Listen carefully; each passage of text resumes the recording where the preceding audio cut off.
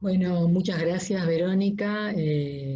Ante todo, bueno, bienvenidos a todos los que están escuchando y quería agradecer a Biodental por este espacio para poder compartir e intercambiar opiniones, experiencias y conocimientos y que en esta época de cuarentena nos ha beneficiado a todos porque es una manera también de seguir con la profesión y después de esto ser mejores profesionales a partir de los conocimientos que hemos adquirido.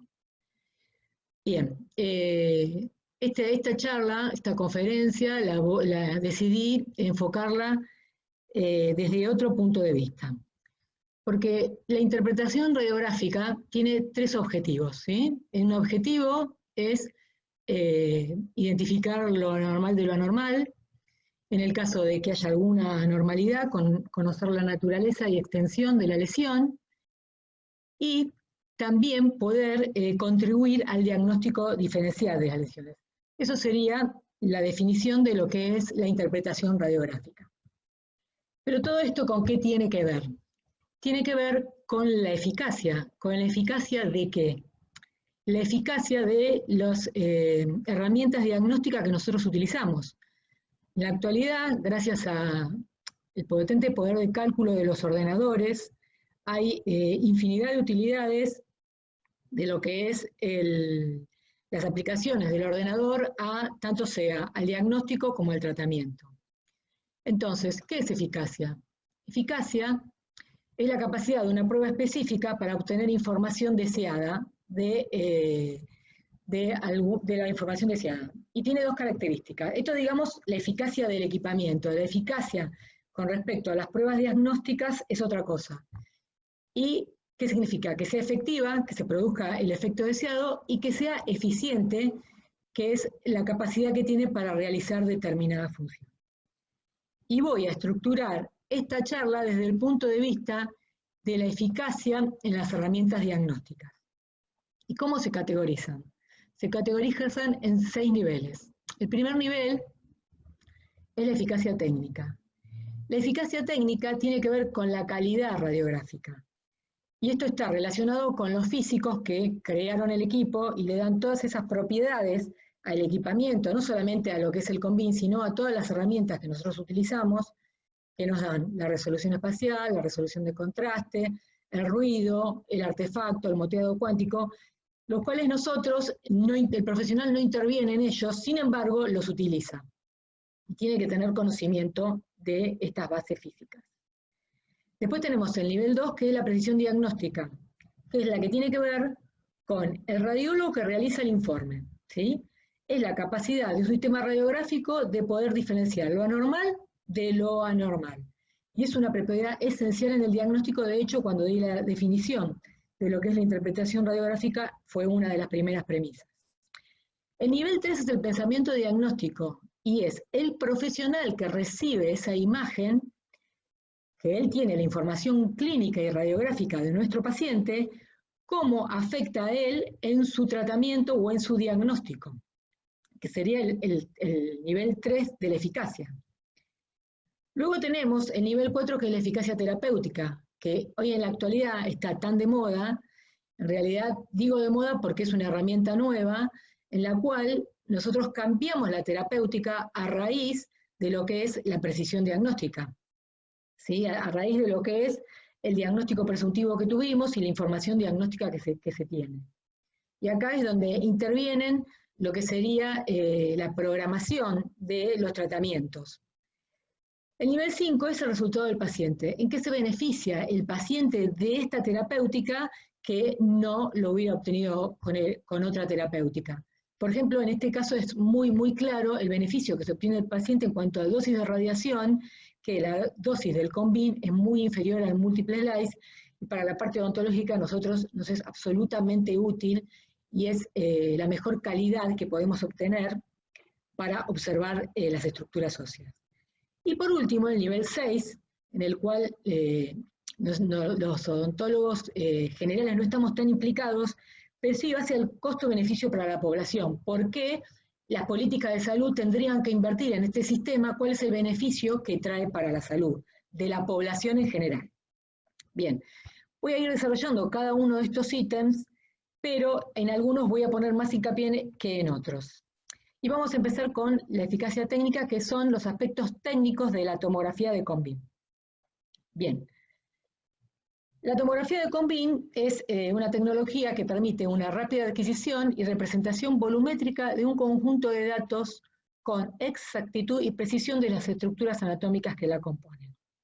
¿Esto qué quiere decir? Que nosotros, a partir de una tomografía, podemos obtener el volumen de nuestro paciente en el ordenador y poder manipularlo en los 3 planos del espacio con precisión de 1 a 1. Es decir, lo que medimos en la computadora es exactamente lo mismo que mide el paciente. ¿Y cómo se forma esta imagen? Esta imagen, los equipos son exactamente igual que los equipos panorámicos. La única diferencia es que en el equipo panorámico la imagen se obtiene a partir de un doble diafragma de ranura. Sin embargo, aquí es un cono de rotación que rota alrededor del paciente, que es estrecho en un lado y es amplio en el otro, donde hay un receptor de la imagen que es plano, por eso se denomina flat panel, y hace un giro alrededor del paciente y se puede obtener la imagen volumétrica a través de un algoritmo matemático que hace la reconstrucción. La emisión puede ser emisión continua o emisión pulsada, depende del equipamiento. Es mejor los que tienen emisión pulsada porque es menos dosis para el paciente. Y la cabeza del paciente permanece inmóvil mientras se produce esta rotación. El mecanismo es exactamente igual que la radiografía panorámica, es un solo giro. Bien.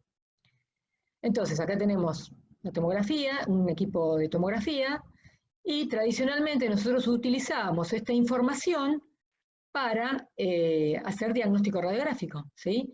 Para saber la naturaleza y extensión de las lesiones, para saber si era normal o anormal. Sin embargo, con el descubrimiento del Combin, o sea, el diseño del Combin, ¿qué es lo que se logró? Se logra que se pueda hacer una planificación virtual de los pacientes, o sea, también podemos hacer tratamiento de los pacientes, ¿sí? Por ejemplo, acá tenemos diferentes software. Este software acá nos permite calcular la permeabilidad de la vía aérea, este es para hacer guías quirúrgicas y este es para planificar las placas neuromio-relajantes. Y a partir de esta planificación se puede realizar el tratamiento correspondiente. Y todo a partir de la tomografía de Combin. Bien. Sin embargo, ¿cuál es la diferencia que hace a que yo pueda usarlo en el diagnóstico, pueda usarlo en el tratamiento o pueda hacer la planificación? Y acá tenemos 3 categorías de software. Tenemos el software de adquisición, que es el que se maneja en la columna del equipo y es el que me va a dar los datos de la reconstrucción primaria. El software de reconstrucción, que es para alguna finalidad específica, que normalmente es los software que vienen nativos de cada equipo, y el software de planificación, a través del cual yo puedo realizar la guía quirúrgica, puedo realizar mi cirugía ortognática o puedo hacer mi placa neuromio-relajante. Bien, entonces, ¿en dónde interfiere cada uno de esos software? Bien, el software de adquisición lo manejamos los técnicos radiólogos o el profesional radiólogo que hace la adquisición de la imagen.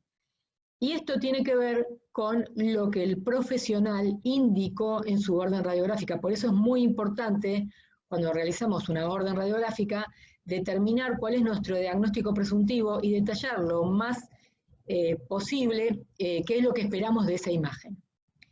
Después tenemos el software de reconstrucción, que sería, la adquisición sería la primaria, en la cual el profesional que indicó la radiografía no interviene. Sin embargo, el profesional que hace la radiografía toma datos de esa orden para poder colocar los parámetros necesarios para realizar la toma.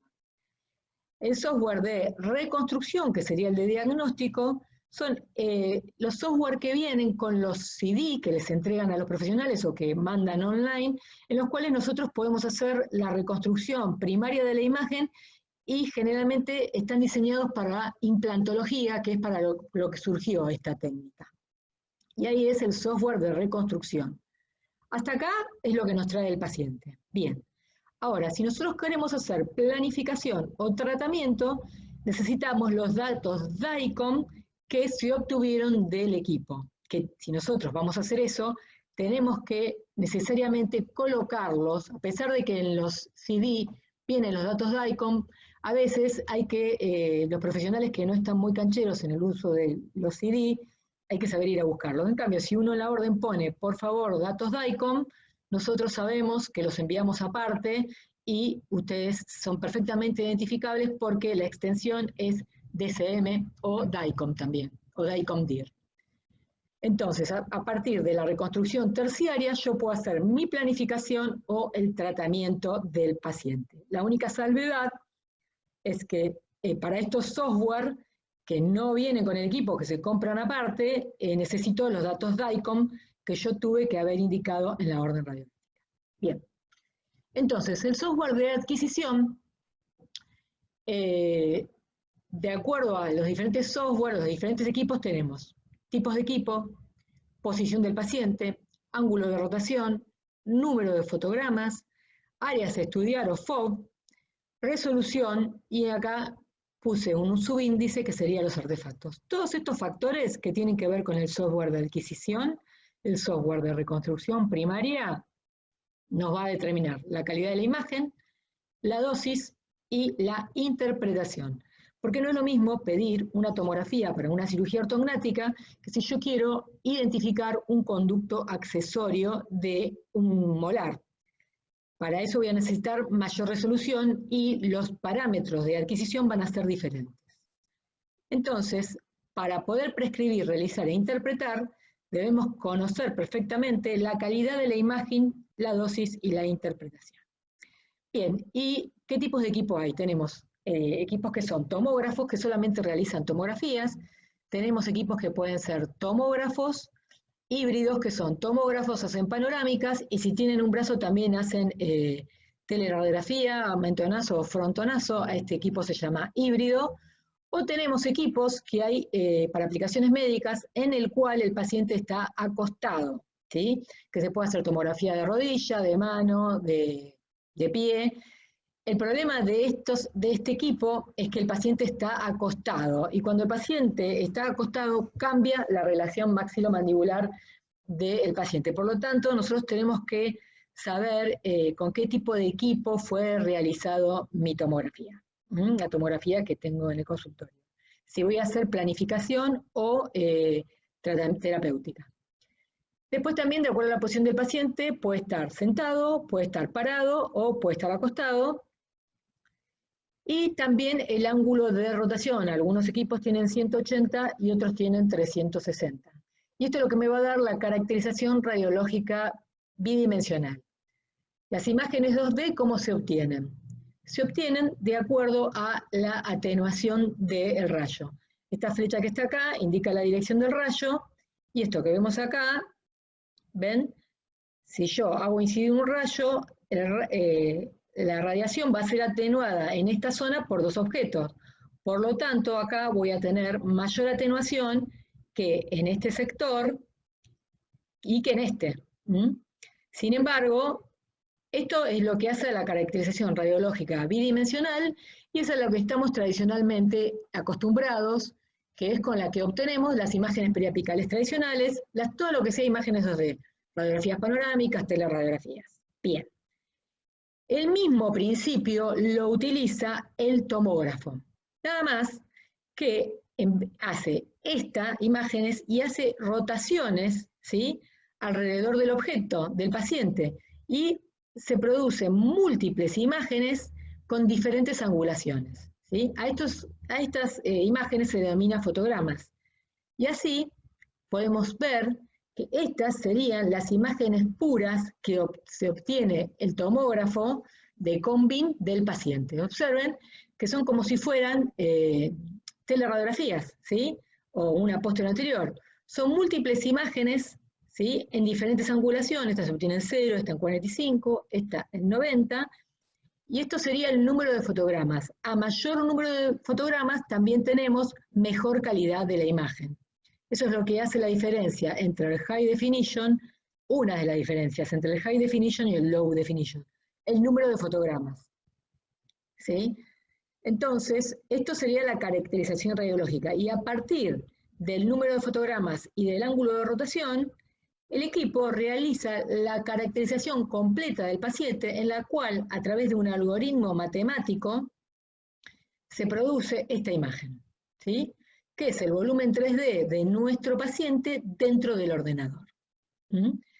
Esto, como ya les expliqué anteriormente, se debe al potente poder de cálculo de los ordenadores, que en segundos realizan cálculos matemáticos que hacen a este volumen de la imagen. Bien, hasta acá vimos lo que es la eficacia técnica. Y ahora vamos a ver lo que es la eficacia en la precisión diagnóstica, ¿sí? Es la capacidad del sistema para poder diferenciar lo anormal de lo anormal. Bien. Seguramente todos los que me están escuchando son odontólogos, y yo quiero que ustedes presten atención a esta imagen. Este paciente concurrió a hacerse una radiografía panorámica porque él tenía una fístula en el surco mentoniano. Bueno, cuando nosotros vemos esta radiografía, vemos que acá hay una zona radiolúcida, la pieza dentaria está desplazada, se realizó el informe, y esta imagen, después, como característica que podemos observar en esta imagen, podemos observar que tiene piezas dentarias ausentes, que tiene alguna filtración marginal, que tiene 2 pernos, ¿no? Que tiene caries penetrante por aquí, acá también. Una radiografía que para nosotros, o sea, no encontramos nada más allá. Este paciente volvió porque al cabo de un tiempo tenía problemas con estos pernos que ustedes ven acá, y el profesional había indicado que le realizáramos tomografía para ver el hueso disponible, la morfología dentaria y ósea para poder colocar los implantes. Y con sorpresa, cuando realizamos esta tomografía, nos encontramos que este paciente no tenía uno, tenía 2 piezas supernumerarias. Una, ustedes fíjense que está acá en el corte 29 y 30, por lingual, por palatino de la pieza 11, y la otra pieza supernumeraria por palatino de la pieza 21. Y todos van a querer volver atrás, van a querer ver la radiografía, que es lo que pasa cuando hago esta presentación presencial, y realmente yo en esta área no veo ninguna pieza supernumeraria. Yo no le pude haber hecho nunca este diagnóstico al paciente que tenía 2 piezas supernumerarias, porque realmente en esta imagen, que está perfectamente tomada de técnica, o sea, no tiene ningún error técnico, no se ve, no se ve. Tampoco era la indicación. Se hubiera sido un hallazgo si en el caso que se viera, pero no se ve. Y volvemos acá y sin embargo las piezas están presentes y no se ven. Bien. Y la pregunta que ocurre, ¿por qué ocurrió esto? Y acá viene el tema que hablan de la precisión diagnóstica de la técnica, ¿sí? La radiografía panorámica, esta radiografía fue tomada perfecta, o sea, no tiene ningún error ni de técnica ni de posicionamiento. Sin embargo, la precisión diagnóstica de esta técnica no es apta y no es útil para identificar una patología o una lesión en esa zona. ¿Por qué? Porque la radiografía panorámica tiene limitaciones. ¿Y cuáles son las limitaciones? Las limitaciones que tienen son la limitación del pasillo focal, la limitación de la calidad de la imagen, la del tipo de equipamiento, la de la morfología del paciente, posición del paciente y tiempo de exposición. Todas estas que ustedes observan acá son variables. Y la limitación que tiene el pasillo focal es que en la zona anterior es de 8 a 7 milímetros y en la zona posterior es de 15 milímetros. Por lo tanto, esas piezas dentarias que nosotros, supernumerarias que observábamos, se encontraban fuera del pasillo focal. Por lo tanto, si se veían con borrosidad o nitidez. Sin embargo, no se veían porque no se encontraban en el pasillo focal y realmente eran prácticamente imperceptibles. Luego tenemos la calidad de la imagen. La radiografía panorámica es una imagen de movimiento, ¿sí? Y tiene flobo-borrosidad. Fíjense, yo ahora voy a poner acá, yo puedo observar que el paciente tiene una imagen radiopaca borrosa, pero no puedo identificar qué es. Si bien puedo presumir que fue el motivo que produjo la retención de estas dos piezas, yo hago la periapical y observen la definición y la nitidez, donde se puede ver claramente que esto es un odontoma, y esta es las dos piezas dentarias que están impactadas o retenidas por este odontoma. Fíjense la calidad de la panorámica y la calidad de la radiografía periapical. Esto se debe a que la radiografía panorámica es una imagen de movimiento y tiene flow o borrosidad y no me da el detalle fino que sí me da la periapical y me da la tomografía. Después, mecanismo de la adquisición. En este momento, y ya no tanto, tenemos la imagen convencional, que tenía más borrosidad que la imagen, la digital. Esta sería una digital directa y esta sería una digital indirecta. Si bien la imagen a través de las tres técnicas se fue mejorando, siempre va a ser una imagen que va a ser de movimiento y que va a tener borrosidad o flow. Por lo tanto, si yo quiero ver el detalle fino, no es la más indicada. Sí sirve para hacer un screening test y como indicativos y para poder hacer otras imágenes. Va a seguir siendo la imagen por excelencia más utilizada, pero tenemos que saber reconocer las limitaciones que tiene esta técnica. Los pacientes asimétricos, muchos no son aptos para colocar, los pacientes de clase 3, morfologías de las arcadas dentarias. Ustedes saben, cuando sacamos una radiografía panorámica, nosotros necesitamos enfrentar las arcadas dentarias y esos a veces, en el mismo plano vertical, eso a veces no es tan bien logrado debido a modificaciones, cambios morfológicos que tiene el paciente, laterales desviaciones en clase 3 y estructura ósea y tamaño. Bien. Y lógicamente la radiografía panorámica no es en los casos, ya esto ha sido bastante resuelto porque hoy en día las panorámicas que se entregan en todos los centros de diagnóstico y todo el mundo toma capacitación para obtener imágenes con una excelente posición. Sin embargo, a veces hay pacientes que no se pueden colocar muy bien en el equipo. ¿Por qué? Porque tienen un cuello corto, o porque tienen alguna limitación en la movilidad, o porque son muy obesos. Todas estas limitaciones hacen que nosotros, además de la limitación que tiene la radiografía desde el punto de vista de la precisión técnica, de la eficacia técnica, tengamos que contribuir y considerar a la posición que tuvo el paciente. Y a veces hay radiografías que nosotros la vemos y decimos, pero está muy mal, esto está muy mal de técnica, sin embargo no hemos podido ubicarla mejor debido a que el paciente tenía una limitación física, ¿sí? También recuerden que es una imagen que el paciente tiene que estar parado o sentado, no se puede tomar con el paciente acostado. Bien, entonces, ¿cuáles son todas las limitaciones que tienen la radiografía panorámica o las imágenes 2D para que nosotros prefiramos la tomografía? La magnificación, ¿sí? La magnificación porque tiene una distancia foco-objeto corta. La distancia no uniforme porque las mediciones en la radiografía panorámica, a menos que colocamos indicadores de magnificación, varía de acuerdo a la zona en la cual se realizó la medición. ¿Por qué? Porque la distancia foco-objeto no es uniforme en toda la extensión. También tenemos superposiciones de proyección, ¿sí? Y superposición anatómica, ¿sí? Porque son imágenes 2D. Errores de proyección debido a la divergencia de los rayos y a la posición del paciente, como ya lo vimos. Y además, la angulación del rayo en la radiografía panorámica es negativa, o sea, es de menos 15 grados, por lo tanto todas las estructuras se van a encontrar más superiores a lo que realmente están. La dificultad en la identificación anatómica por la superposición, el ancho vestíbulo lingualo-palatino que carece la radiografía y la profundidad o 3D.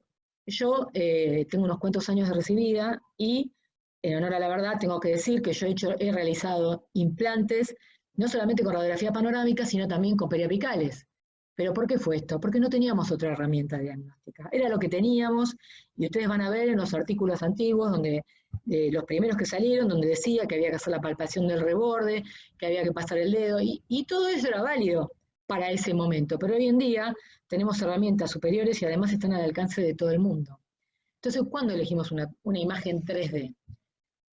Cuando necesitamos eliminar la superposición de las radiografías dimensionales, cuando se te requiere la tercera dimensión y cuando se requiere la habilidad del operador para interpretar. Esto nos ha sido útil durante mucho tiempo, muchos años, pero ahora tenemos herramientas nuevas que no solamente afectan al diagnóstico, sino también a la planificación y el tratamiento, y tenemos que empezar a usarlas.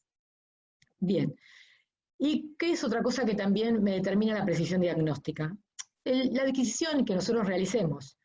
Vieron que tenemos variables anatómicas de acuerdo a la extensión del área que querramos estudiar.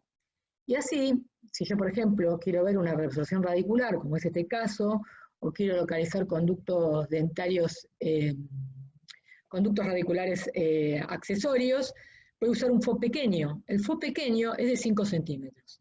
Y a veces, yo hago la homología, por si hay alguno que escucha por primera vez esta técnica o no tiene mucho concepto de cómo es, ¿qué significa un FOB pequeño?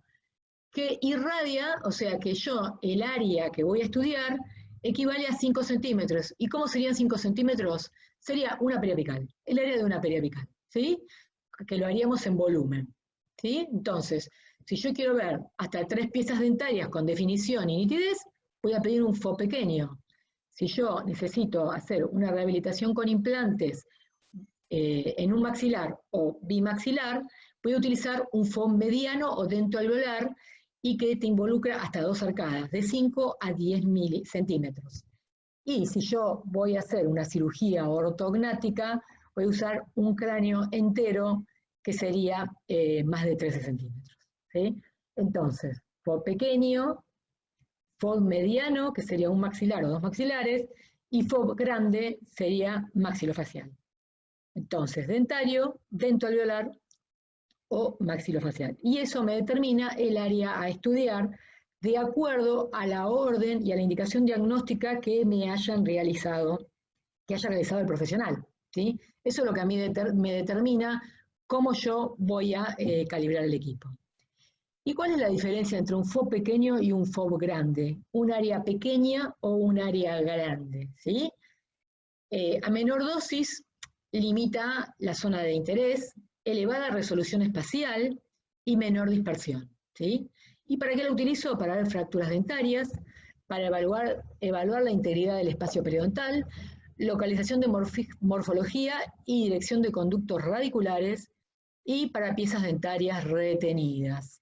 ¿Sí? O sea, si yo tengo que ver una pieza anquilosada, cuando yo quiero la gran resolución, el voxel más pequeño, el FOB más pequeño, voy a tener que utilizar el FOB pequeño.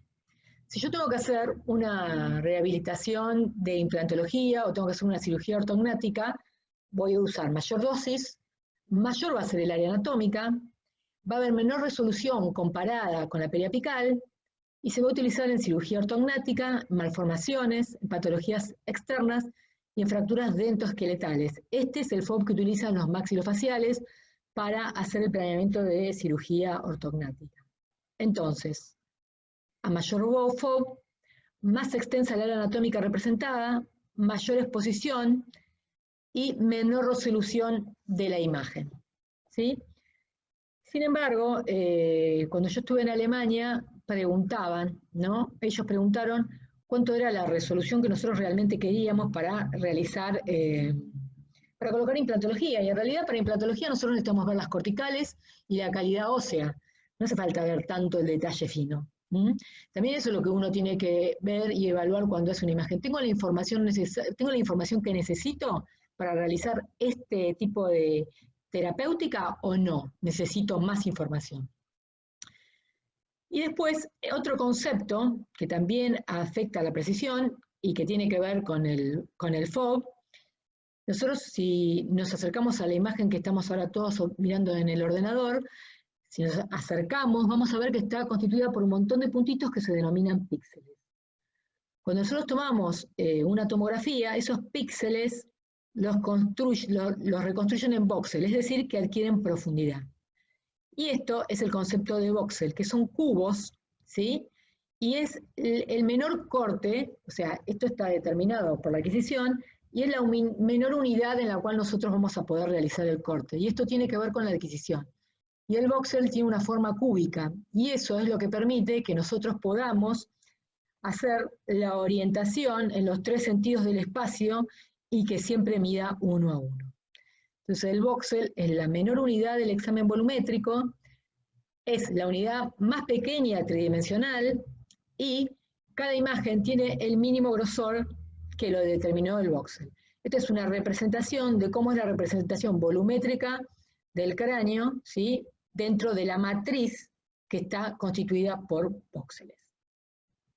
Bien, tenemos dos tipos de resolución, que es la resolución espacial, que es la capacidad de reproducir el detalle fino, y la resolución de contraste, que es la capacidad de distinguir entre las diferentes tonalidades de grises. Bien, ¿qué es lo que me determina? Todo el mundo cree, y cuando preguntan que van a comprar un equipo, un tomógrafo, preguntan cuánto es el voxel, cuánto es el mínimo voxel que tiene. Y la resolución no está afectada solamente por el voxel, ¿sí? Estas son las características del ortofosis L3D, que tiene un voxel de 80 micrones, sino también por el ángulo de rotación, por la distancia foco-objeto, por el punto focal o la mancha focal efectiva, por el algoritmo que tenga para la reconstrucción del artefacto, ¿sí?, que ya lo vamos a ver, por el tiempo de escaneado, porque nosotros podemos tomar una imagen como High Definition o Low Definition, y también hay una función en algunos equipos que se llama Scout View, que ¿qué es lo que hace? Hace un escaneo con baja dosis, ¿sí? O sea, obtiene menor número de fotogramas. A mayor número de fotogramas, mayor resolución, ¿sí? Y el modo High Definition obtiene 800 proyecciones. El Standard Definition obtiene 400. Y esto es así, estas son todas constantes en todos los equipos, y estas son las variables que hacen a la resolución. No está constituido solamente por el voxel. El inconveniente de esta técnica, el inconveniente son los artefactos. Los artefactos son imágenes no reales causadas por restauraciones metálicas, como por ejemplo los implantes y los materiales de restauración endodónticos que nosotros utilizamos en odontología, que crean distorsión de las estructuras y se proyectan como líneas o bandas claras y oscuras, haciendo a veces muy difícil el diagnóstico. ¿Por qué? Ustedes observen, esto que ven acá sería restauraciones de endodoncia, ¿sí? Fíjense el artefacto que produce. Esto es sin el algoritmo que produce, digamos, el mejoramiento de esta imagen, ¿sí? En cambio aquí, aplicado el algoritmo, se mejora mucho más. Y esto es lo que te reduce el artefacto, esta tecnología. Bien, y acá es como se pueden ver, observen que estas son coronas metálicas, ¿sí? Fíjense el artefacto que hace. Y esto cuando está en la porción coronaria no es tan importante, pero cuando está en la porción radicular, que son implantes consecutivos, es un verdadero problema para poder realizar el diagnóstico en muchas ocasiones. Y observen que se ve en los tres cortes, en el corte axial, en el corte sagital y en el corte coronal. Bien. Es crítico y es muy importante la orientación de la cabeza del paciente. Es importante cuando lo colocamos dentro del equipo, pero después podemos arreglarlo.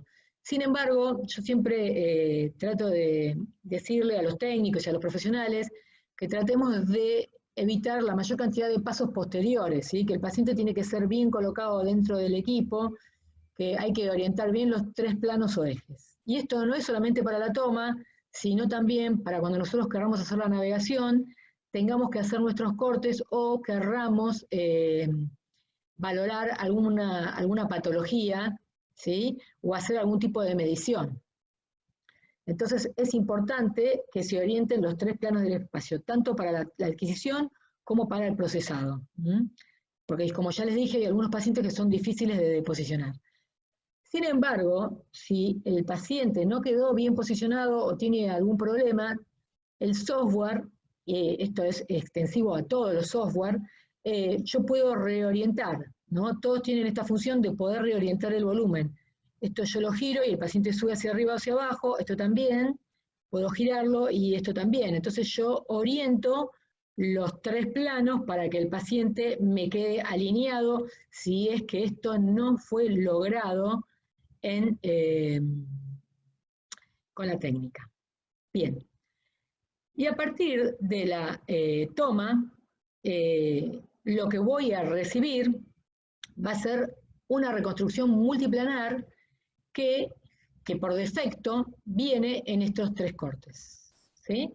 En el corte coronal, que divide al paciente en anterior y posterior, en el corte axial, que divide al paciente en superior e inferior, y en el corte sagital, que va de derecho a izquierdo. Esto, a partir de estos cortes, se generan todos los otros cortes, ¿sí? A partir de esta reconstrucción de MPR, yo puedo generar todos los otros cortes que yo voy a utilizar. Y en odontología, el corte que utilizamos, porque estos cortes los médicos lo utilizan, ¿sí? Los médicos te hacen una navegación, ¿sí? Recorren todos los planos y luego van a la zona de interés.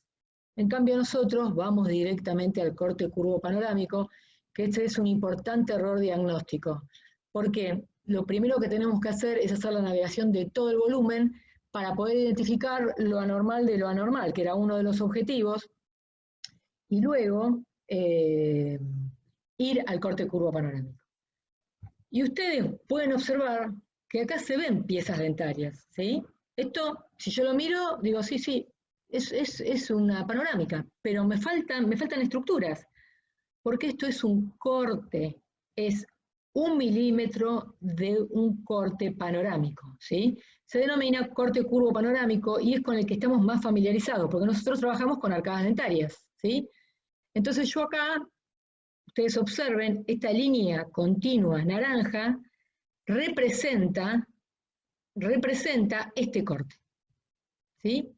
Observen que yo lo hice pasar exactamente por encima del conducto dental inferior, ¿sí? Es decir, este corte tiene 1 milímetro, ¿sí? Y esta imagen es representativa de este milímetro.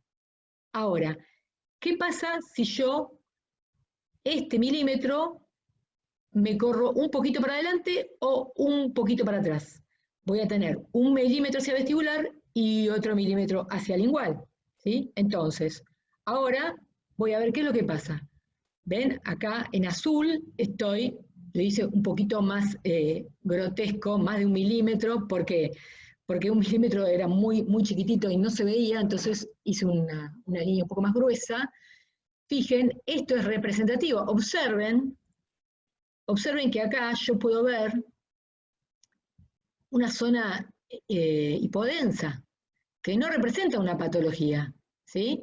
Sino que representa la fosa mentoniana, bilateral.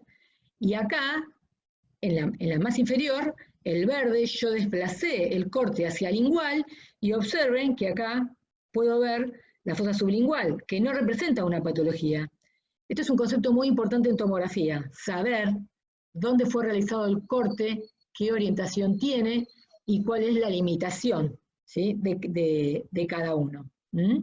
Y no confundir esto o esta hipodensidad o esta hipodensidad con una patología que obedecen a características normales. ¿Por qué nosotros tenemos ese problema? Porque nosotros estamos y fuimos formados con imágenes 2D. Y esto para nosotros es un cambio en la visualización y en la interpretación. Yo, como la mayoría de los que me está escuchando, no somos nativos informáticos. Nosotros no jugamos con jueguitos online, entonces esto nos cuesta un poco, pero es bastante fácil familiarizarse. Y acá tenemos el corte curvo. Este corte curvo panorámico es representativo de esta línea, ¿sí? Y estos cortes que vemos acá son estas líneas perpendiculares al corte curvo panorámico, ¿sí? Y acá en el volumen vemos la orientación del corte, ¿sí? Este concepto, esto y esto, es fundamental para saber la orientación del corte. Yo para saber la orientación del corte lo chequeo en el volumen 3D.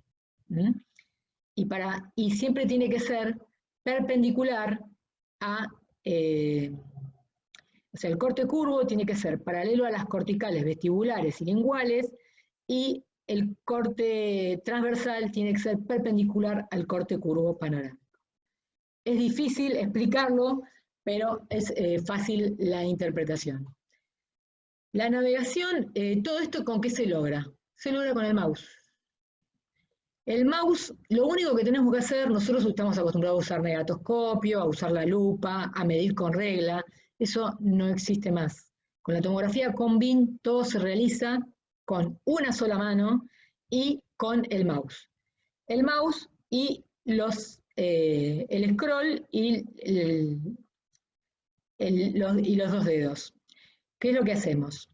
Sí, pero ustedes me van a decir, doctora, ¿sabe qué pasa? Todos los softwares son distintos, los pacientes van por obra social a cualquier lado, al lugar donde la obra social le cubra la tomografía. ¿Cómo puedo hacer yo para manejar todos los software? ¿Cuál es el secreto? ¿Cómo tengo que hacer? A mí, lo que me pasaba cuando yo abría primero las tomografías, no entendía, porque yo movía el mouse y se movía el volumen, pero no se movía el volumen que yo quería mover. Entonces, ¿cómo se hace para saber cómo se guía un software? ¿Cuál es, digamos, el secreto? El desplazamiento por navegación tiene tres conceptos básicos. ¿Cuáles son? La línea de orientación, la ventana de orientación y la barra lateral. ¿Qué quiere decir esto? Yo cuando abro un software cualquiera puedo desplazarme por el volumen con una línea de orientación, con una ventana de orientación o con la barra lateral. Ninguno de los software que hay en el mercado escapa a esta premisa, ¿sí? Es decir, que yo puedo navegar por el volumen, realizar el corte que yo quiera y la medida que me haga falta con una de estas tres guías. Este software se desplaza por ventana de orientación. Si yo quiero ir de un lado al otro, yo utilizo la ventana de orientación. Entonces, yo me puedo desplazar, fíjense, que acá está en la zona de maxilar superior, del lado derecho, y esto lo veo en el corte panorámico, lo veo en este volumen, y también lo veo en las otras ventanas. En cambio, este software lo puedo desplazar por la línea de orientación, que sería esta, o por la ventana lateral. Si yo me desplazo de acá para acá, esto se va a desplazar, lo mismo que si yo me desplazo en esta línea. Me posiciono sobre la línea y lo desplazo, o me desplazo por la barra lateral. Y fíjense, o sea, acá está habilitada acá, pero si yo posiciono el cursor acá, se me va a habilitar acá la ventana lateral, y acá también la tengo habilitada. Bien, hasta ahora vimos todas las herramientas que utiliza el radiólogo, el odontólogo para realizar su informe, que sería la precisión diagnóstica. Ahora vamos a ver el nivel de la eficacia en el pensamiento diagnóstico. Y esto es que el profesional que realizó la indicación confirme o niegue un diagnóstico clínico previamente establecido, con el que él indicó la imagen, ¿no es cierto? Bien. Entonces, ¿con qué nos podemos encontrar en la imagen, en el volumen, en todas las radiografías? Pero en esta puntualmente más. Cuando nosotros vamos a hacer un informe, por esto le decía que lo primero que hay que hacer es la navegación en los tres planos del espacio, y hay que dejar el corte curvo panorámico para después, porque ahí vamos a encontrar tres cosas. Hallazgos generales de la imagen que tienen que ver con la cantidad de piezas dentarias ausentes, presentes, la calidad y la cantidad ósea, todo lo que respecta a la parte odontológica. Hallazgos radiológicos específicos o pertinentes a la indicación que motivó la tomografía, ¿sí? En este caso, alguna patología, pieza supernumeraria o piezas dentarias retenidas. Y hallazgos incidentales que se observan como que no tienen nada que ver con lo que le indicó, pero que sin embargo están presentes, ¿sí? Entonces, estas son las tres categorías de hallazgos radiográficos que podemos encontrar. Y realmente el hallazgo incidental, para mí y para todos los que nos encontramos, es este paciente que vino a realizarse una tomografía porque tenía que realizarse implantes en este sector y en este sector. Sin embargo, cuando hacemos el estudio nos encontramos con que el paciente tiene un quiste nasopalatino, que no fue el que motivó el estudio. Entonces, esto también debe ser informado. No hay que limitarse solamente al área de interés. También en este paciente que había concurrido, la indicación era estudio preimplantario zona 3, cuando hacemos el barrido, observen que justo quedó en el borde, ¿sí? Se observó un dentículo, ¿sí? Un dentículo. Estos son hallazgos incidentales que nada tienen que ver con el diagnóstico radiográfico. Y acá tenemos otro caso de este paciente que la indicación era valoración de los terceros molares, hizo exactamente igual que el caso que les presenté. Sin embargo, en este hay una sospecha. Si yo observo, fíjense, acá yo observo dos imágenes radiopacas que no son ni la espina nasal anterior, ni la columna vertebral, ¿sí? Ni las vértebras cervicales, ni nada por el estilo. Entonces esto amerita que se investigue un poquito más. Y nos encontramos con que tiene dos piezas supernumerarias. En este caso, se vio en la radiografía, así, ven cómo se ve en la panorámica magnificado, porque se encuentra, si bien no se encuentra en el pasillo focal, sí se encuentra bastante próximo, y acá el rayo sufrió atenuación y me hace sospechar. Pero esta zona, todos sabemos que en la panorámica tiene la superposición de la columna, y es muy fácil pensar que puede ser superposición de columna. Sin embargo, no fue superposición de columna, y es un paciente que concurre a hacer un control, y nos encontramos con que tiene dos piezas supernumerarias. Se puede observar acá claramente en el corte 29 y 30, y acá también. Y acá también se puede ver la asociación que no tiene relación con el conducto nasopalatino. Eso también, sin embargo, está bastante complicado para... Después, otro hallazgo incidental, este paciente, fíjense, quistes de retención mucosa, que son bastante comunes de ver, pero que también son hallazgos incidentales. O este paciente que concurrió porque tenía una lesión quística, después vamos a ver la panorámica, y acá nos encontramos con que además tenía un odontoma. Este fue el hallazgo incidental de este paciente, ¿sí? Bien, hallazgos radiológicos específicos o pertinentes a la motivación que indicó la tomografía. Bien, y ahora vamos a ver especialidad por especialidad cada uno. Voy a tratar de ser sintética porque son bastantes y ya hace bastante que estoy hablando. Sin embargo, no menos interesantes en endodoncia. Estos son algunos, son los que yo encontré en el año 2014, pero sin embargo, si hay alguien que hace endodoncia, seguramente va a encontrar muchísimos más. Y los software, esto realmente, todas estas indicaciones se pueden realizar con el software nativo, es decir, el que trae el equipo, ¿sí?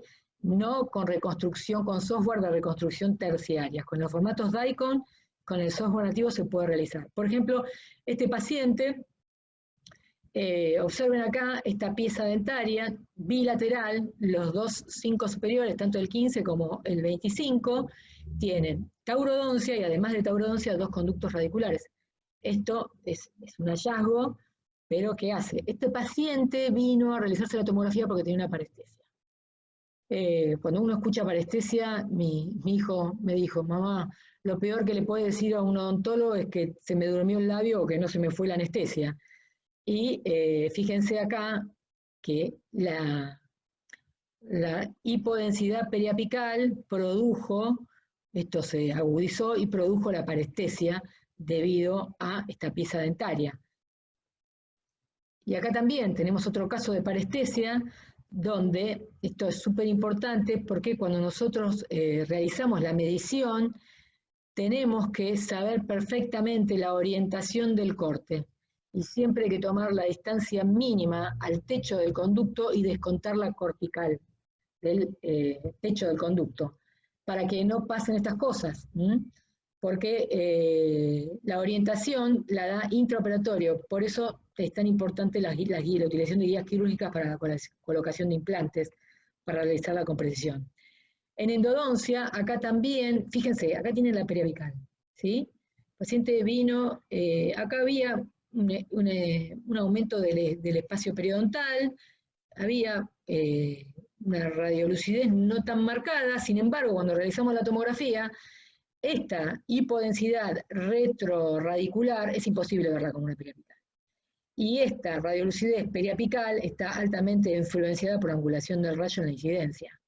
Sin embargo, con esta técnica nosotros podemos saber perfectamente que esta pieza tiene un conducto lateral y además está altamente afectada para poder realizar la endodoncia, además que se puede hacer diferentes cortes para saber a qué nivel se encuentra ese conducto. Luego tenemos acá otra periapical, ¿no?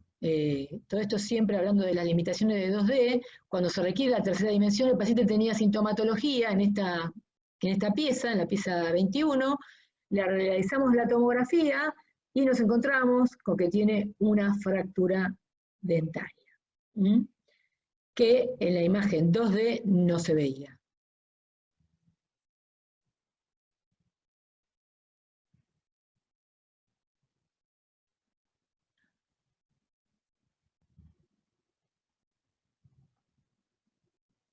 Bien, fractura o subluxación radicular. Esto también es otra indicación. Pueden observar acá claramente la fractura de la pieza 21 y la subluxación, ¿sí? Y de la pieza 22. Bien, reabsorciones dentinarias también. Reabsorción dentinaria interna, perfectamente diagnosticable, se puede valorar perfectamente, además del ensanchamiento del espacio periodontal y de la hipodensidad periapical que tiene, y observen también cómo se puede observar la relación con el conducto nasopalatino. Esta paciente concurrió porque le habían realizado un conducto y ella se quejaba de que sentía mucho olor de la pasta, mucho gusto a pasta, y bueno, se le realizó la tomografía y observen la sobreobturación, ¿sí? Y en este corte, observen que este es un corte coronal, se observa perfectamente que la sobreobturación es del canino.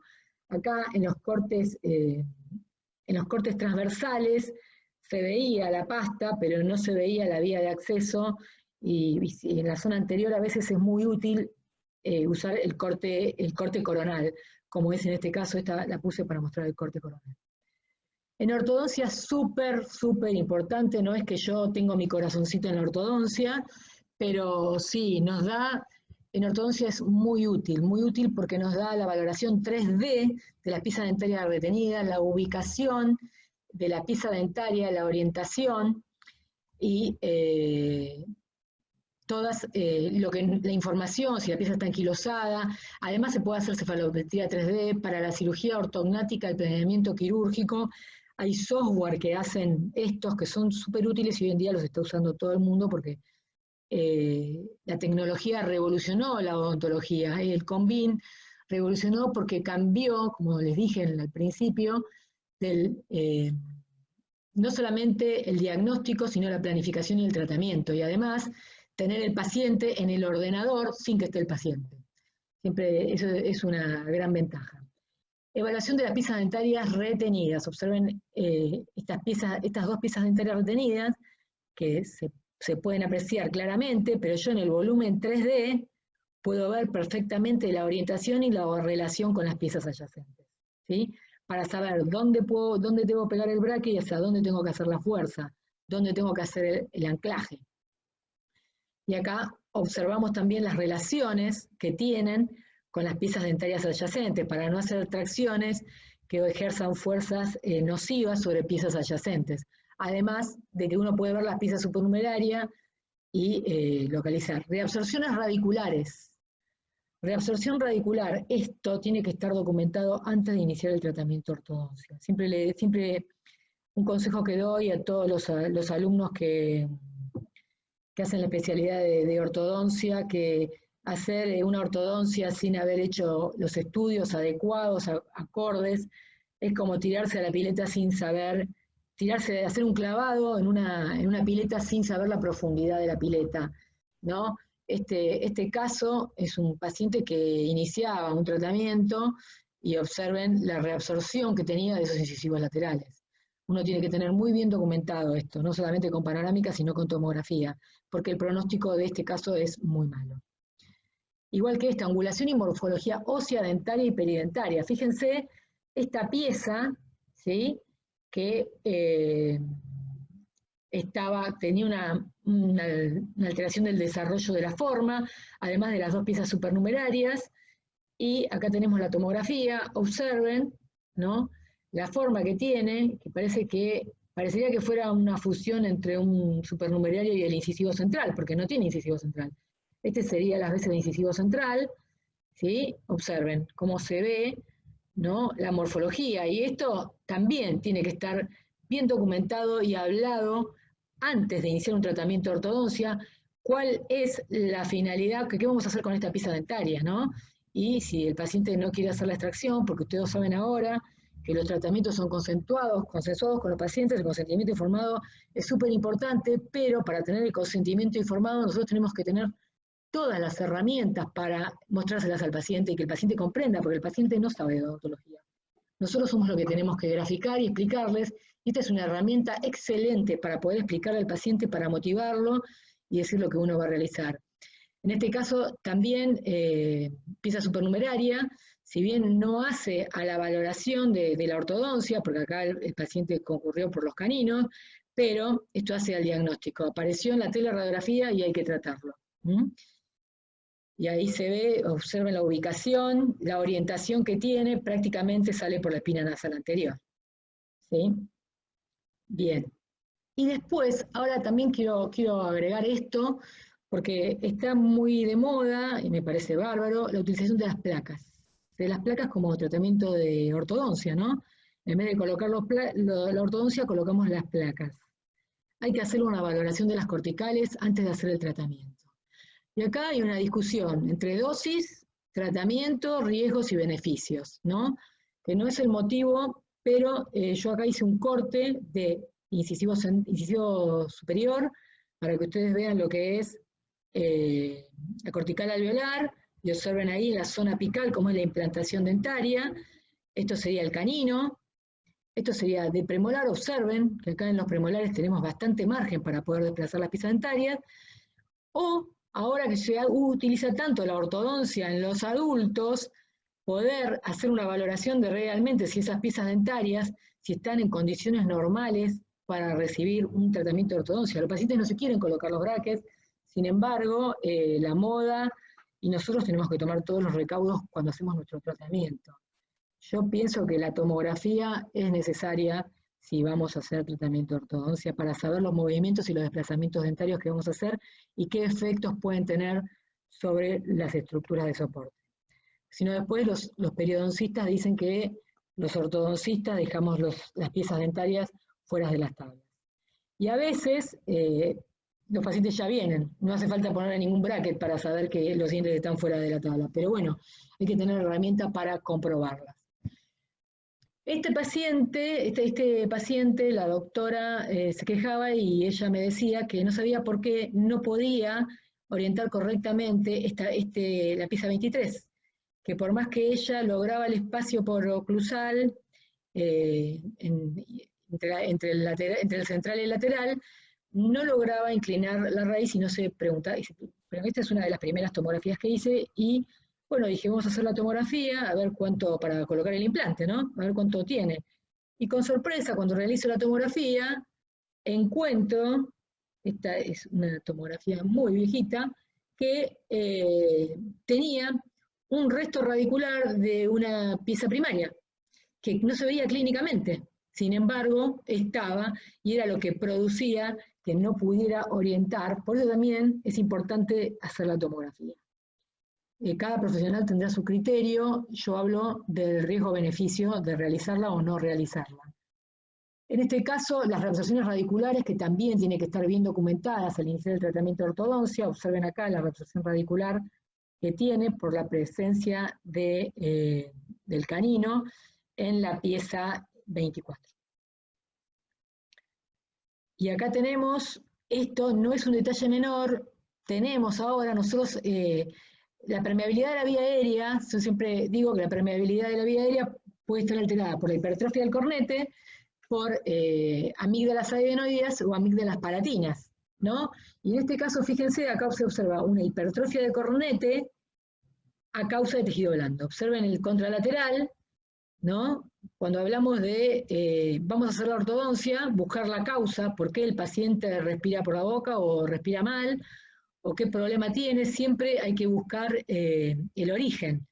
Y observen cómo nosotros acá, sin ir al otorrino y sin hacer interconsulta, podemos ver esta hipertrofia de cornete a causa de tejido blando. En cirugía, como ya dije, se utiliza el FOB grande si es una cirugía ortognática, y después, de acuerdo al traumatismo, al tipo de diagnóstico presuntivo, se pueden usar otros, el FOB mediano o el FOB pequeño. En este caso, por ejemplo, para localización de cuerpos extraños, fíjense, acá tenemos el paciente, este caso no me acuerdo si vino, porque se iba a hacer un implante acá o porque uno de los dos fue hallazgo incidental, pero no me acuerdo cuál de los dos. Sin embargo, yo realicé los cortes para la pieza, o sea, para el implante en seno, ¿sí? Observen acá, se ve perfectamente cuál fue la vía de acceso, y también la patología que tenía en el incisivo, donde se puede ver claramente la extensión y la limitación de la lesión y el efecto que causa en los bordes y el contenido. Y este paciente vino para realizarse implantes, o sea, el estudio. Yo sé que ustedes ven las radiografías y deben decir, este paciente hay que hacerle de todo. Pero bueno, este paciente, en la indicación decía que había que hacerle una tomografía para colocar implante en la zona de 21, de 11 y 12. Cuando le hacemos la tomografía, nos encontramos que tenía una patología. Ustedes ven que esta es la pieza, es una pieza, no es el área en cuestión, pero bueno, uno hizo el FOB pequeño anterior y nos encontramos que tenía una lesión ósea en la zona del 2.1 y el 2.2. ¿Sí? Fíjense, esta es el que había indicado, el motivo del diagnóstico. Y esta es la pieza adyacente. Fíjense que del corte 9 al corte 16. O sea, el paciente tenía una patología, un hallazgo incidental.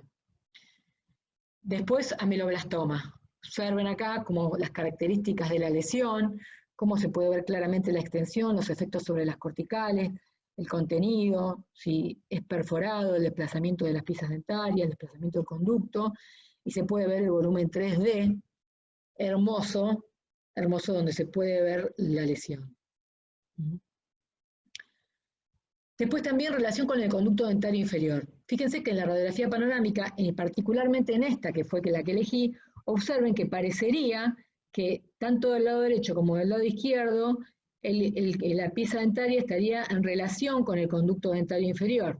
Sin embargo, cuando hacemos el corte tomográfico, se observa en el volumen que la porción radicular de la pieza está por lingual, y observe dónde está el conducto dentario. ¿Ven? Y no tiene relación.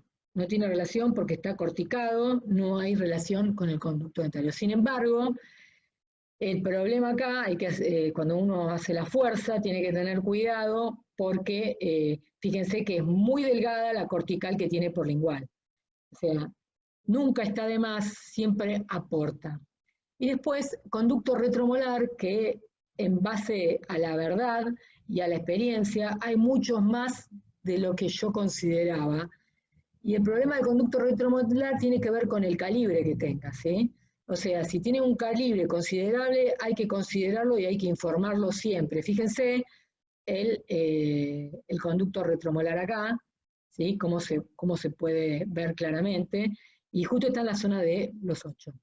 Esta es la panorámica, donde el motivo de la consulta era esta lesión, el motivo del que indicó la tomografía era esta lesión, y acá tiene otra lesión, y este es el hallazgo incidental de este paciente. Y acá tenemos la lesión, y además este paciente también tenía un conducto retromolar, acá se ve, y esta es las características de la lesión. Fíjense que yo acá realicé otro corte, no realicé el corte curvo panorámico. Por eso es tan importante poder manejar el software y orientar el volumen de acuerdo a los requerimientos del diagnóstico. Y acá tiene una lesión asociada a la pieza 48 y la otra lesión en el cuerpo de la mandíbula.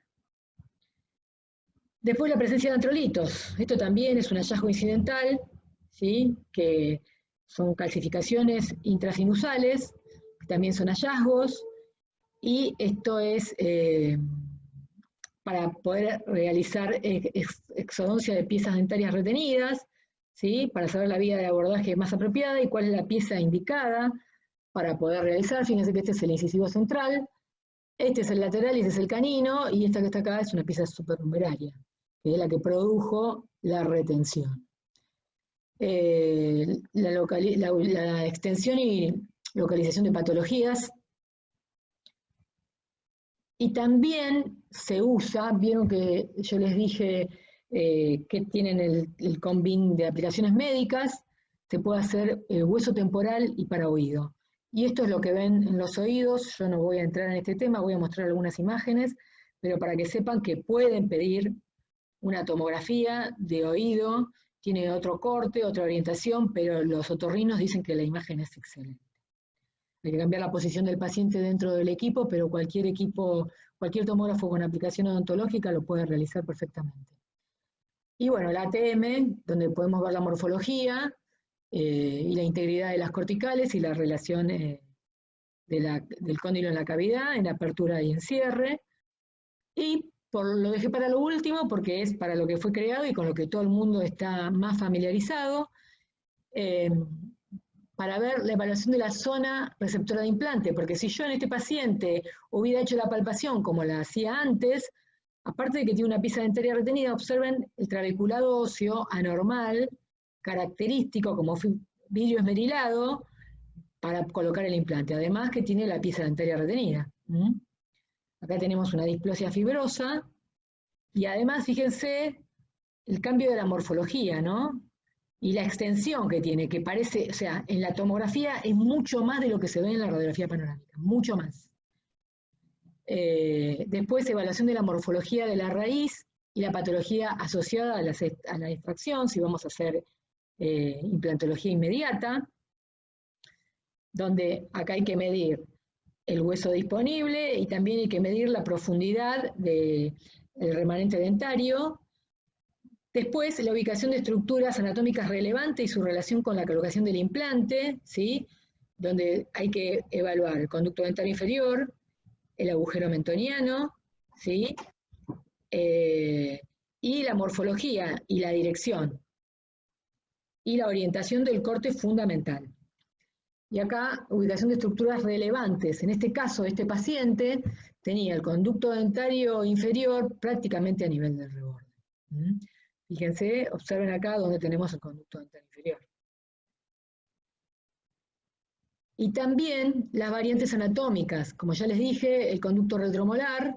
En este caso, con sorpresa, cuando hicimos esta tomografía, el paciente tenía el conducto mentoniano y tenía un conducto accesorio, que generalmente son más inferiores y posteriores que el conducto mentoniano, pero los hay de todas maneras, ¿sí? Como hay conductos accesorios linguales y vestibulares, ¿sí?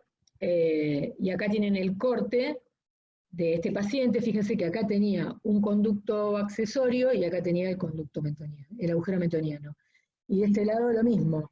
Acá tenía el agujero mentoniano, el mentoniano, y acá tenía el accesorio. Y si no hacemos la tomografía, esto no se ve. El conducto nasopalatino y la relación con las piezas dentarias o la zona dadora de implante es un conducto bastante importante. El seno maxilar, el remanente óseo, la altura y el ancho del reborde alveolar residual, y también valoración de injertos. En este caso, para hacer la valoración del injerto y poder realizar las mediciones acordes para poder hacer la rehabilitación.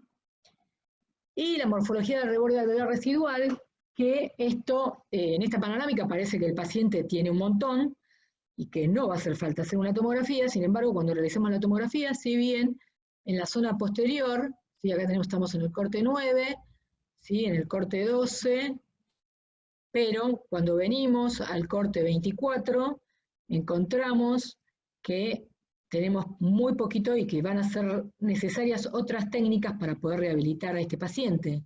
Y esto uno puede predecirlo, prevenirlo y planearlo solamente con una tomografía previa. ¿Sí? Bueno, quiste nasopalatino, también igual que conducto retromolar, varias sorpresas me he llevado, asintomáticos, porque el quiste nasopalatino generalmente da manifestación cuando se infecta. Y bueno, morfología, extensión, localización y relación del conducto dentario inferior. Y para esto voy a hacer un hincapié en lo que es la orientación del corte y la medición, ¿sí? El corte siempre tiene que ser ortogonal y no tiene que ser inclinado, porque acá me va a medir más. Y en esta zona, cuando estamos hablando de conducto dentario inferior, hay zonas que son críticas. Y siempre en la medición hay que descontar el techo del conducto. Y hay que hacer bien la orientación del corte. Fíjense, acá esta orientación del corte, el volumen, sirve para ver la orientación del corte con la que hizo la orientación del corte. Del corte, el que realizó la medición. Ya tenemos la pieza dentaria. Esto que ven acá es la orientación del corte y observen cómo se realiza la medición. En este caso yo siempre mido reborde alveolar residual al techo del conducto y además también mido la distancia de la fosa amiloidea. ¿Por qué? Porque si la angulación está mal, caemos en la fosa submaxilar. Y estos son detalles que hay que tener en cuenta a la hora de realizar las mediciones. La orientación del corte es fundamental, si bien ustedes, todos los radiólogos sabemos, pero es muy importante que el odontólogo sepa cómo se comprueba la orientación del corte y se comprueba en la orientación 3D, y además también en este caso, este corte fue realizado paralelo a esta pieza dentaria. Cuando la pieza dentaria tiene una implantación normal, el corte debe ser hecho paralelo a la pieza dentaria. Bien, y acá es la eficacia terapéutica, que esto es lo que yo decía que está de moda, pero en realidad vino a beneficiar la profesión y a beneficiar la atención de los pacientes porque conduce a un cambio en el manejo del tratamiento del paciente. Y esto se hace a través de los datos DICOM, que yo les dije, si ustedes iban a usar un software de reconstrucción primaria para hacer una guía quirúrgica o para hacer placas neuromio-relajantes o para hacer guías de ortodoncia, o sea, placas de ortodoncia como terapéutica. Hay diferentes software, yo acá puse varios de los que hay en el mercado, hay muchísimos más porque se pueden hacer todo tipo de... Al tener el paciente virtualmente en el ordenador, aplicas un software, haces el tratamiento. ¿Y eso qué hace? Te acorta el tiempo en el sillón, ¿sí? El tiempo que vos tardás haciendo el tratamiento, porque vos ya lo hiciste virtualmente y ya sabés con cuáles son las dificultades con las que te vas a encontrar. Para eso necesitamos que los datos de la tomografía sean almacenados en forma DICOM, que es un formato universal que significa Digital Imaging and Communication in Medicine, y que se utilizan, y todos los software tienen esa opción de enviar en formato DICOM. Y además también están en el visualizador. En cirugía ortognática utilizan esto para hacer las guías quirúrgicas, no solamente en cirugía ortognática, sino para hacer rehabilitaciones. Y otra gran ventaja que tiene es que uno puede imprimir el volumen haciéndolo en formato STL. Yo lo que hago una sustracción de este volumen, lo almaceno en formato STL y puedo dar, por ejemplo, un curso de implantología y todos los profesionales que hacen el curso tienen el mismo volumen, ¿sí? Para eso yo almacené la tomografía en formato STL, igual ahora esto están, las impresiones que se realizan también lo utilizan, ya no es algo tan novedoso, pero bueno, la tomografía puede ser almacenada en STL. También podemos calcular el volumen de la vía aérea, esto en ortodoncia, el software de reconstrucción terciaria lo trae, el CELIS, se puede calcular antes y después del tratamiento, o después de la cirugía ortognática, se puede calcular el volumen, la zona de mayor estrechez, a propósito de lo que les decía de los cornetes también, es una utilidad. Y bueno, lo que lo que ha iniciado toda esta revolución ha sido la implantología guiada. Voy a hablar muy someramente porque da el tema, y que es que el software, el hardware de tomografía computada de Ascónico permite a los cirujanos realizar rehabilitación implanto soportada, predeciblemente impulsada con exactitud clínica adecuada y para evitar estos errores, ¿sí? El flapless, si no es con cirugía guiada, no lo hagan, ¿sí? Porque el paciente esto está perfectamente inmóvil, porque fue colocado transcortical, pero no está intraóseo. ¿Cuáles son las ventajas? Disminución de errores quirúrgicos, resultados protéticos superiores, mejor función y estética, reducción del dolor y edema posoperatorio, cirugía en menor tiempo y reducción de las necesidades de aumento óseo y elevación de senos. Y esto es lo que es la planificación virtual sobre la tomografía, para que de esto ha habido muchísimos cursos estos días, realmente no voy a hacer hincapié en esto, y ahí tienen la guía quirúrgica y algunas citas. Estas diapositivas son gentileza del doctor Darío Míguez. Y el nivel 5, resultados para el paciente, es más beneficioso al paciente hacer una tomografía con BIM que una tomografía múltiple ELISA. Y los resultados son superiores, además, porque a lo que a nosotros nos interesa es la calidad ósea y las estructuras óseas que se ven mejor con con BIM que con la múltiple ELISA. Y el beneficio para el paciente es la dosis, y siempre pongo esta diapositiva del paisaje. ¿Por qué? Porque dosis recibimos todos los días, y la pregunta es, ¿cuánto es la dosis que recibimos en forma diaria, sin someternos a ningún tipo de radiografías?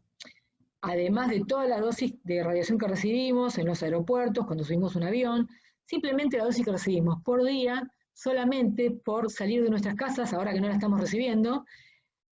Bien, la dosis que se recibe por día es de entre 6 y 8 microsievert, de acuerdo a el área donde vivamos. La unidad de microsievert es esta, ¿no?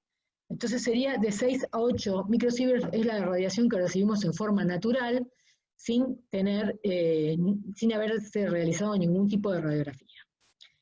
En cambio, si nosotros nos sacamos una periapical, la dosis absorbida es de 10 microsievert. Pero ustedes acá observarán que tienen 10 microsievert, 4,2 y 7,9. ¿Por qué está esta diferencia? Esta diferencia está porque esta es la dosis que recibimos con las radiografías convencionales tomadas con películas con líquidos, ¿sí? Las películas antiguas. Esta es la dosis que recibimos, 4,2 microsievert, con la imagen digital. Esto es radiovisiografía.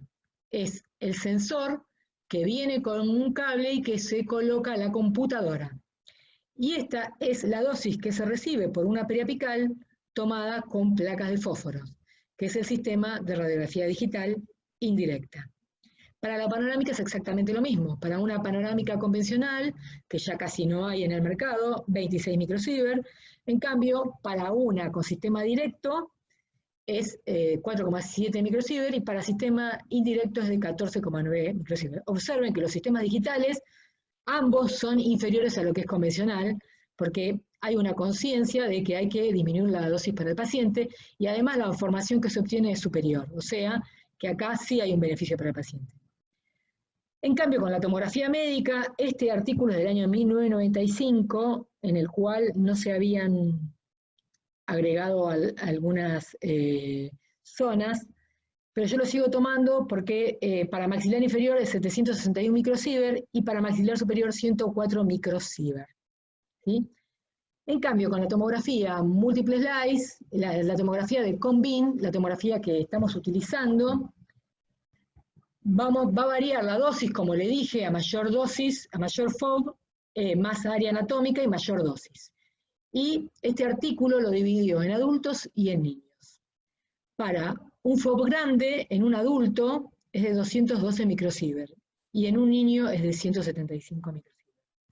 En cambio, para un FOB pequeño, en un adulto es de 84 microsievert, y en un niño es de 103 microsievert.